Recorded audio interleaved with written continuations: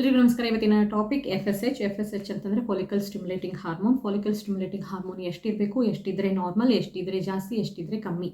ಜಾಸ್ತಿ ಇದ್ದರೆ ಯೋಚನೆ ಮಾಡಬೇಕಾ, ಕಮ್ಮಿ ಇದ್ದರೆ ಯೋಚನೆ ಮಾಡಬೇಕಾ ಅನ್ನೋದೇ ಇವತ್ತಿನ ಟಾಪಿಕ್. ಮತ್ತೆ ನೋಡೋಣ ಬನ್ನಿ. So first F S H ಅಂದರೆ ಏನು, ಇದ್ರ ಕೆಲಸ ಏನು ಅಂತ ತಿಳ್ಕೊಳ್ಳೋಣ. ಓಕೆ, ಹೇಗೆ ಕೆಲಸ ಮಾಡುತ್ತೆ ಅಂತ ತಿಳ್ಕೊಳ್ಳೋಣ. ಎಫ್ ಎಸ್ ಎಚ್ ಒಂದು ಸ್ಟಿಮ್ಯುಲೇಟಿಂಗ್ ಹಾರ್ಮೋನ್, ಅಂದರೆ ಪ್ರಚೋದಿಸುವಂತಹ ಕೆಲಸನ ಮಾಡುತ್ತೆ.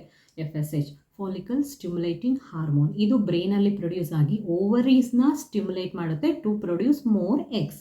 ಓಕೆ, ಸೊ ಯಾವಾಗ ಎಗ್ ರಿಸರ್ವ್ ಚೆನ್ನಾಗಿರುತ್ತೆ, ಓವರೀಸ್ ಹೆಲ್ದಿ ಆಗಿರುತ್ತೆ, ನಂಬರ್ ಆಫ್ ಎಗ್ಸ್ ಚೆನ್ನಾಗಿರುತ್ತೆ, ಹೆಲ್ದಿ ಎಗ್ಸ್ ಇರುತ್ತೆ ಓವರೀಸ್ನಲ್ಲಿ, ಆವಾಗ small amount of F S H ಬ್ರೈನಲ್ಲಿ ಪ್ರೊಡ್ಯೂಸ್ ಆಗೋ ಸ್ಮಾಲ್ ಎಫ್ ಎಸ್ ಎಚ್ಗೂ ಕೂಡ ಓವರೀಸು ನೀಟಾಗಿ ರೆಸ್ಪಾಂಡ್ ಮಾಡುತ್ತೆ through oestrogen production. Okay, F S H ಬಂದು ಓವರೀಸ್ಗೆ ಹೇಳುತ್ತೆ ನೀನು ಎಗ್ಸ್ನ ಪ್ರೊಡ್ಯೂಸ್ ಮಾಡು ಅಂತ. ಸೊ ಇನ್ ರಿಟರ್ನ್ ಓಕೆ ನಾನು ನನ್ನ ಕೆಲಸನ ಮಾಡ್ತಾ ಇದ್ದೀನಿ ಅನ್ನೋದನ್ನು ತೋರಿಸೋದಕ್ಕೋಸ್ಕರ ಈಸ್ಟ್ರೋಜನನ್ನು ಪ್ರೊಡ್ಯೂಸ್ ಮಾಡುತ್ತೆ.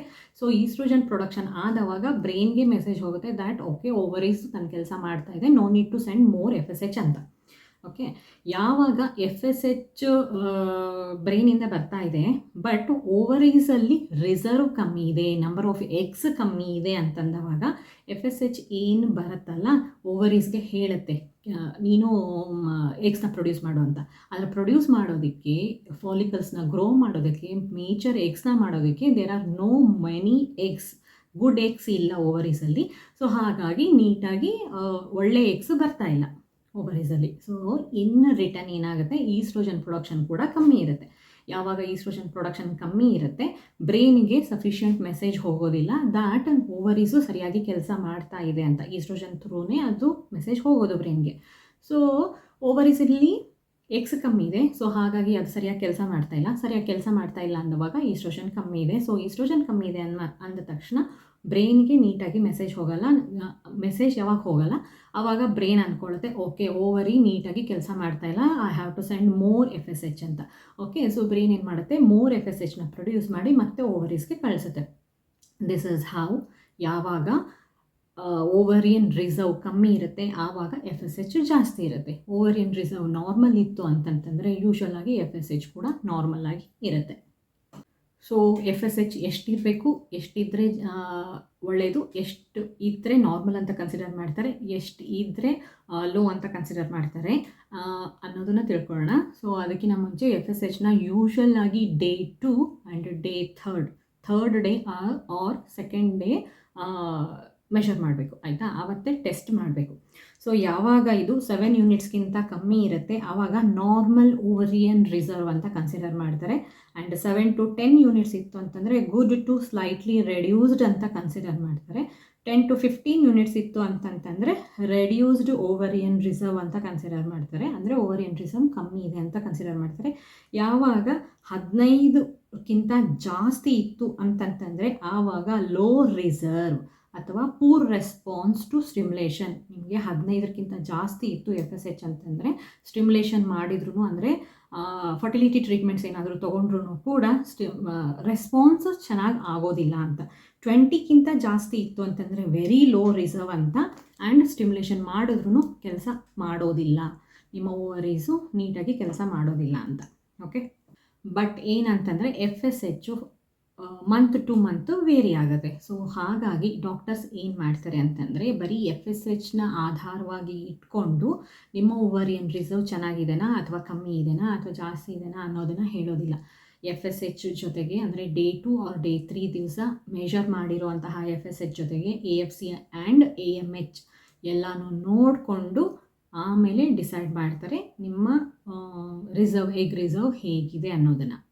Y high F S H is concerning, ಅಂದರೆ ಹೈ ಎಫ್ ಎಸ್ ಎಚ್ ಇತ್ತು ಅಂತಂತಂದರೆ ಯೋಚನೆ ಮಾಡಬೇಕಾದಂತಹ ವಿಷಯನ ಅನ್ನೋದಾದರೆ ಹೌದು ಅಂತಂದರೆ ಯಾಕೆ ಅಂತಂದರೆ ಎಫ್ ಎಸ್ ಎಚ್ ಹೈ ಇದೆ ಅಂತಂತಂದರೆ ಯೂಶ್ವಲ್ ಆಗಿ ಫಿವರ್ ಗ್ರೋಯಿಂಗ್ ಫಾಲಿಕಲ್ಸ್ ಅಂತ, ಅಂದರೆ growing follicles, number of growing follicles ಕಮ್ಮಿ ಇದೆ ಅಂತ ಅರ್ಥ.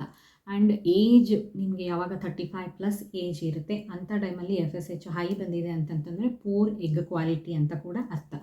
And lower chances of successful stimulation ಮಾಡಿದ್ರೂ ಕೂಡ ಸಕ್ಸಸ್ ಆಗುವಂತಹ ಸಾಧ್ಯತೆ ಭಾಳ ಕಮ್ಮಿ ಅಂತ. ಸ್ಟಿಮ್ಯುಲೇಟ್ ಮಾಡಿದ್ರೂ ಕೂಡ ಎಗ್ಸ್ ಅಥವಾ ಫಾಲಿಕಲ್ಸು ನೀಟಾಗಿ ಒಳ್ಳೆ ಗ್ರೋತ್ ಆಗುತ್ತೆ ಅನ್ನೋದು ಗ್ಯಾರಂಟಿ ಇರೋದಿಲ್ಲ.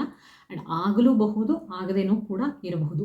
ಒಳ್ಳೆ ಎಗ್ಸ್ ಬರಲೂಬಹುದು, ಬರದೇನೂ ಕೂಡ ಇರಬಹುದು. ಹೈ FSH ಇತ್ತು ಅಂತಂದರೆ.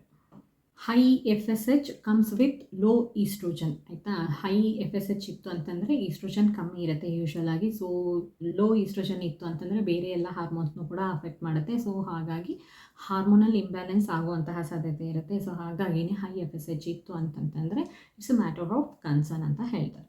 FSH ಬರೀ ಸೈಕಲ್ ಟು ಸೈಕಲ್ ಡಿಪೆಂಡ್ ಆಗುತ್ತಲ್ವಾ. ಸೊ ಹಾಗಾಗಿ ಈ ಸೈಕಲ್ ನಿಮಗೆ ಹೈ FSH ಇರ್ಬೋದು, ನೆಕ್ಸ್ಟ್ ಸೈಕಲ್ ನಿಮಗೆ ನಾರ್ಮಲ್ FSH ಇರ್ಬೋದು. ಆ್ಯಂಡ್ ಈ ಸೈಕಲಲ್ಲಿ ನಿಮಗೆ ಹೈ FSH ಇರಬಹುದು, but number of good quality eggs ಚೆನ್ನಾಗೇ ಇದ್ದಿರಬಹುದು. ಆ್ಯಂಡ್ ಹೈ FSH ಇದ್ದ ಮಾತ್ರಕ್ಕೆ ನಮ್ಮ ರಿಸಲ್ಟ್ ಕೂಡ ಚೆನ್ನಾಗೇ ಇದೆ ಅಂತ ಏನೂ ಹೇಳೋದಿಲ್ಲ. ಯಾಕಂತಂತಂದರೆ ಲೋ AMH ಕೂಡ ಇರೋ ಸಾಧ್ಯತೆ ಇರುತ್ತೆ. ಹೈ FSH ಲೋ AMH ಕೂಡ ಇರೋ ಸಾಧ್ಯತೆ ಇರುತ್ತೆ. ಯಾವಾಗ FSH cycle to cycle vary ಆಗೋದ್ರಿಂದ ಯೋಚನೆ ಮಾಡೋಷ್ಟು ಅವಶ್ಯಕತೆ ಇಲ್ಲ. ಆ್ಯಂಡ್ ಡಾಕ್ಟರ್ಸು ಕೂಡ ಬರೀ FSH ಆಧಾರದ ಮೇಲೆ ನಿಮ್ಮ ಎಗ್ ರಿಸರ್ವ್ ಹೇಗಿದೆ ಅನ್ನೋದನ್ನು ಡಿಸೈಡ್ ಮಾಡೋದಿಲ್ಲ. AMH AFC ಎಲ್ಲನೂ ನೋಡಿ ಆಮೇಲೆ ಡಿಸೈಡ್ ಮಾಡ್ತಾರೆ. ಸೊ ಕನ್ಸರ್ನ್ ತಲೆ ಕೆಡಿಸ್ಕೊಳ್ಳೋಷ್ಟು ಅವಶ್ಯಕತೆ ಇಲ್ಲ. ಓಕೆ, ಬಟ್ ಯಾವಾಗ ತಲೆ ಕೆಡಿಸ್ಕೋಬೇಕಾಗುತ್ತೆ ಅಂತಂದರೆ FSH ಯಾವಾಗ 15 to 20 ಅಷ್ಟು ಜಾಸ್ತಿ ಇದ್ದು ಹೈ FSH ಇದ್ದು ಆ್ಯಂಡ್ ಬರೀ ಒಂದು ಸೈಕಲಲ್ಲ, ಕಾನ್ಸಿಕ್ಯೂಟಿವ್ ಆಗಿ ಅಂದರೆ ನೆಕ್ಸ್ಟ್ 4-5 ಸೈಕಲ್ಸೂ ನಿಮ್ಗೆ ಹೈ FSH ಬರ್ತಾ ಇದೆ ಅಂತಂದರೆ ಆವಾಗ ಯೋಚನೆ ಮಾಡಬೇಕು. ಆ್ಯಂಡ್ ಅದರ ಜೊತೆಗೆ AMH ಕೂಡ ಲೋ ಇದ್ದು AFC ಕೂಡ ಲೋ ಇತ್ತು ಅಂತಂತಂದರೆ ಆವಾಗ ಯೋಚನೆ ಮಾಡಬೇಕೇ ಹೊರತು ಬರೀ FSHನ ಮಾತ್ರ ನೋಡಿ ತಲೆ ಕೆಡಿಸ್ಕೊಳ್ಳೋಷ್ಟು ಅವಶ್ಯಕತೆ ಇಲ್ಲ. ಇದನ್ನ ಬಿಟ್ಟರೆ FSH ಬಗ್ಗೆ ಮತ್ತೇನಾದರೂ ಡೌಟ್ಸ್ ಇತ್ತು ಅಂತಂದರೆ ಕಮೆಂಟ್ ಬಾಕ್ಸಲ್ಲಿ ತಿಳಿಸಿ, ಖಂಡಿತವಾಗ್ಲೂ ಉತ್ತರ ಕೊಡೋದಕ್ಕೆ ಟ್ರೈ ಮಾಡ್ತೀನಿ. ಆ್ಯಂಡ್ ಈ ವಿಡಿಯೋ ನಿಮಗೆ ಇನ್ಫಾರ್ಮೇಟಿವ್ ಅಂತ ಅನ್ನಿಸಿದ್ರೆ ಲೈಕ್ ಮಾಡಿ, ಕಮೆಂಟ್ ಮಾಡಿ ಆ್ಯಂಡ್ ಶೇರ್ ಮಾಡಿ. ಆ್ಯಂಡ್ ನನ್ನ ಚಾನಲ್ನ ಸಬ್ಸ್ಕ್ರೈಬ್ ಕೂಡ ಮಾಡಿ.